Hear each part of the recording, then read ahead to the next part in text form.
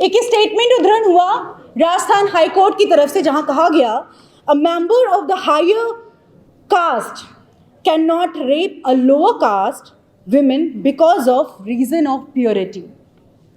मैं अपनी साहित्यिक भाषा या अपनी पत्रकारिता की भाषा में कहूं तो यानी कि एक समर जाति का आदमी लोअर कास्ट की स्त्री के योनि में अपना लिंग इसलिए नहीं रखेगा क्योंकि वो निम्न जाति से आती है, और इसलिए ये माना जाए कि उस निम्न जाति से आने वाली महिला का बलात्कार समर जाति वाले व्यक्ति ने नहीं किया है। ये बात मैं इसलिए कह रही हूं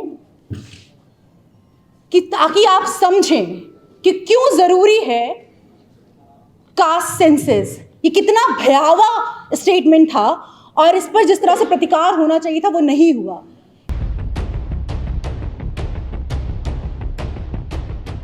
पूर्व में तमाम मेरे साथी और वरिष्ठ वक्तागण इतना कुछ इस विषय पर बोल चुके हैं, तो मेरे पास बोलने के लिए जो बचता है वो मेरा लिटरेरी एक्यूमेन है। मैं संक्षिप्त में इसलिए भी बोलूँगी क्योंकि मैं चाहती हूँ कि हम सब रतनलाल जी को और लक्ष्मण यादव जी को ज़्यादा सुने। सोशल जस्टिस को सबसे पहले मैं एड्रेस करना चाहती हूँ बिफोर कास्ट सेंसस। वो इसलिए कि कास्ट सेंसस के भी नेपथ्य में सोशल जस्टिस है। अनअपोलॉजिटिकली मैं कुछ ऐसे शब्द बोलूँगी मन से जो मुझे बोलना ज़रूरी है सोशल जस्टिस के बारे में अपनी बात उद्धरण करने के लिए। आपको याद होगा भंवरी देवी का केस। एक स्टेटमेंट उद्धरण हुआ राजस्थान हाई कोर्ट की तरफ से, जहां कहा गया a member of the higher caste can not rape a lower caste women because of reason of purity. मैं अपनी साहित्यिक भाषा या अपनी पत्रकारिता की भाषा में कहूं तो यानी कि एक समर जाति का आदमी लोअर कास्ट की स्त्री के योनि में अपना लिंग इसलिए नहीं रखेगा क्योंकि वो निम्न जाति से आती है, और इसलिए ये माना जाए कि उस निम्न जाति से आने वाली महिला का बलात्कार समर जाति वाले व्यक्ति ने नहीं किया है। ये बात मैं इसलिए कह रही हूं कि ताकि आप समझें कि क्यों जरूरी है कास्ट सेंसस। ये कितना भयावह स्टेटमेंट था और इस पर जिस तरह से प्रतिकार होना चाहिए था वो नहीं हुआ। ये इकलौता उदाहरण है। दूसरा उदाहरण मैं देना चाहूंगी वीरांगना फूलन देवी का। एक साक्षात्कार में उनसे पूछा गया कि क्या आप फूलन देवी बनकर या स्त्री बनकर आना चाहती हैं। उन्होंने कहा नहीं, मैं किसी भी रूप में यहाँ पर जन्म लेना चाहूँगी लेकिन स्त्री बनकर नहीं आना चाहूँगी, क्योंकि स्त्री ऊपर से दलित जाति से आने वाली स्त्री और ऊपर से सामाजिक न्याय की लड़ाई लड़ते लड़ते अंततः वो वीर गति को प्राप्त हुई और उनको सामाजिक न्याय नहीं मिला। जड़ें कितनी गहरी हैं इस पर तमाम साथी लोग बात कर चुके हैं। प्रियांशी, जब आप बात कर रही थी अपना इनिशियल स्टेटमेंट दे रही थी तो आप बार बार मेजर्स की बात कर रही थी। कास्ट सेंसस की इसलिए ज़रूरी है, किस मेजर्स के लिए ज़रूरी है। मुझे पीटर ड्रकर का एक स्टेटमेंट याद आया। Peter Drucker Austrian American management counsellor रहे हैं। 2005 में उनका देहांत हो गया। उनका स्टेटमेंट था, what gets measures gets managed.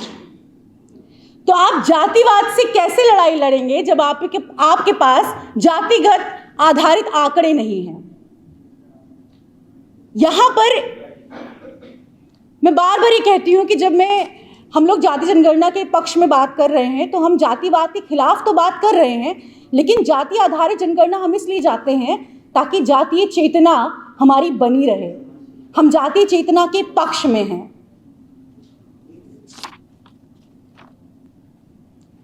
क्योंकि मेरा साहित्यिक एक्यूमेन है तो मुझे डॉक्टर तुलसीराम जी की आत्मकथात्मक जो 2 वॉल्यूम में है, पहला मुर्धैया, दूसरा मणिकर्णिका।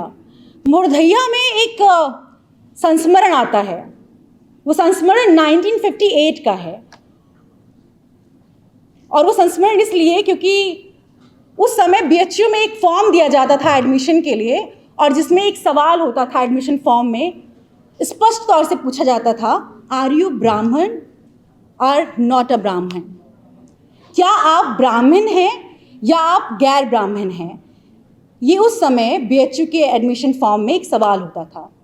उस समय इस सवाल का बहुत विरोध हुआ, कमिटीज बैठी, कई लोग बर्खास्त हुए, दक्षिणवाद का आरोप लगा, क्षेत्रीयवाद का आरोप लगा, और एक उस समय के तत्कालीन शिक्षा मंत्री थे कालू श्रीमाली जी, उन्होंने मुदालियार कमीशन भी बिठाया, जिसके तहत तमाम उस समय के जो पढ़ाने वाले शिक्षक थे, जिसमें नामवर सिंह जी थे, हजारी प्रसाद द्विवेदी थे, राजबली त्रिपाठी जी थे, तमाम लोग बर्खास्त भी किए गए।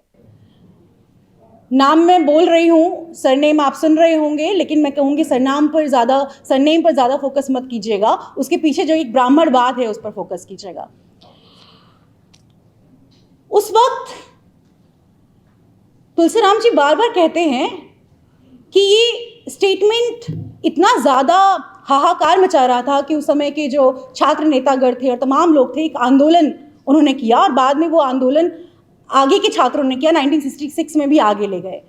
लेकिन इस विषय पर जब मैं विचार कर रही थी तो मुझे लगा कि उस समय हो सकता है कि ये सवाल कि आर यू ब्राह्मण एंड नॉट ब्राह्मण, उस समय वो सवाल हमें परेशान कर सकता है, लेकिन आज के कास्ट सेंसस पर जबकि अनकॉन्स्टिट्यूशनली 10% EWS आ गया है, तो ये सवाल भी अब कास्ट सेंसस में जोड़ देना चाहिए कि आर यू ब्राह्मण और not Brahmin, and you belongs to which category, and what is your sub categories in the Brahmanism.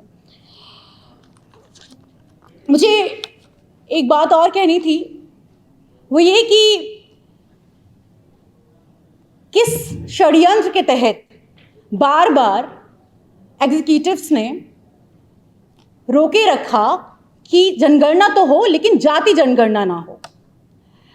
एक साथी 1931 का जिक्र कर रहे थे और उसके पहले गए, और 1901 के भी कास्ट सेंसस की बात उन्होंने की, पर जब इसके और इतिहास में जाते हैं तो हमें पता चलता है कि ये कॉलोनियल एक्सरसाइज था जो कि 1881 से भारत में आ गया था। तो उस वक्त से वो जाति जनगणना कर रहे थे, और 1931 के बाद ये खत्म हो गया, और हमारे पास जो एक सो कॉल्ड जो डाटा है वो 1931 का है, जिसके बेस पर हम ओबीसी आरक्षण करते हैं। कमाल की बात यह है, हास्यास्पद बात यह है कि क्योंकि आपके पास 1931 का कुछ तो ओबीसीज का डाटाज हैं, उस पर भी आपने electoral constitutional of MP MLAs में आरक्षण नहीं दिया ओबीसी में, लेकिन आपके पास किसी तरह का इंपीरिकल डाटा नहीं है फॉर 10% EWS, क्योंकि बेसिकली उसका नाम जो दिया गया है ऑफिशियली, इकोनॉमिक वीकर सेक्शन, उसका नाम है सवर्ण जाति के लिए आरक्षण। तो किस तरह से लगातार एक षड्यंत्र के तहत हमें बार बार ये बताया जा रहा है कि आरक्षण की बात तो हम करेंगे साहब, लेकिन जातिगत आरक्षण की बात नहीं करेंगे, क्योंकि हमें ओबी, SC, ST के जो रिप्रेजेंटेटिव्स, जो जिसकी बात सर कह रहे थे कि आरक्षण कहाँ से शुरू हुआ था, आरक्षण का जो बेसिक मूलभूत जो बात थी वो socially and educationally backward caste census को देश में रखकर शुरू हुआ था, उसकी बात करनी है। लगातार मंडल कमीशन की बात होती है, रोहिणी कमीशन हमारे बीच आया, जहां पर परसेंटेज में आंकड़े तो आए लेकिन हमारे पास कुछ एक पुख्ता रिपोर्ट नहीं आई। 2011 में कास्ट सेंसस होता है और तमाम सिस्टम से लैस हमारा विश्व गुरु बनने का जो भारत है वो कहता है कि हमसे कुछ त्रुटि हो गई, ठीक से हम ठीक से सवाल नहीं गढ़ पाए, कि हमारे पास कास्ट आधारित सटीक आंकड़ा नहीं आ पाया। We are in the 21st century. We have AI now. We have thumb impressions. आँख की रोशनी से हम आधार कार्ड से सारा सब कुछ जानकारी प्राप्त कर लेते हैं। मजाक चल रहा है यहाँ पर, लेकिन ये मजाक बहुत दिन तक नहीं चलने वाला, क्योंकि मैं अयोध्या से हूँ तो पिछले दिनों मुझे खुश होने का अवसर प्राप्त हुआ।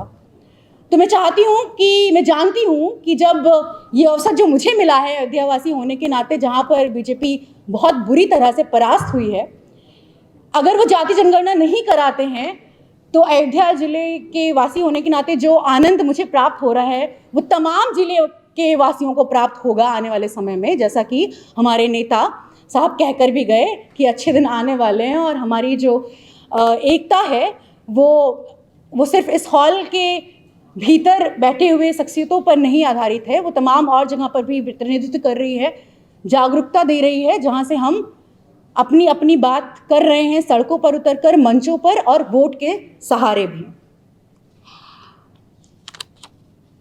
मैं एक जगह पढ़ रही थी कि जब 1935 में मेडिकल कॉलेज कलकत्ता में पहला मेडिकल बैच आया, तो मुझे लगा कि पहला मेडिकल बैच है वो भी कलकत्ता में।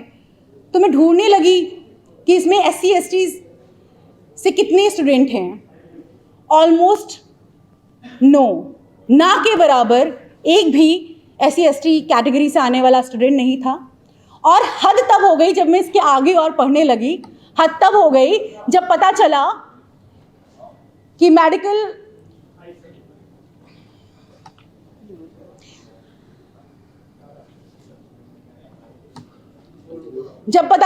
मेडिकल कॉलेज में एनाटॉमी की क्लासेस नहीं हो रही है।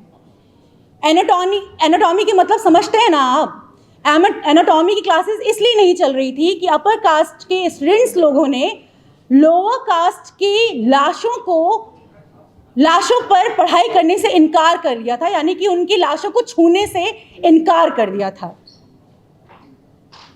ऐसी स्थिति में कास्ट सेंसस क्यों ना हो, ऐसी स्थिति में जाति जनगणना क्यों ना हो। मैं देख रही हूँ कि एक और बहुत शानदार वक्ता और समाजवादी नेता हमारे बीच आ चुके हैं, तो मैं अपने बात को समाप्त करूँगी और मैं चाहूँगी कि हम लोग रतनलाल जी को, लक्ष्मण जी को और धर्मेंद्र जी को सुने। जय समाजवाद, जय Bhim. Thank you so much.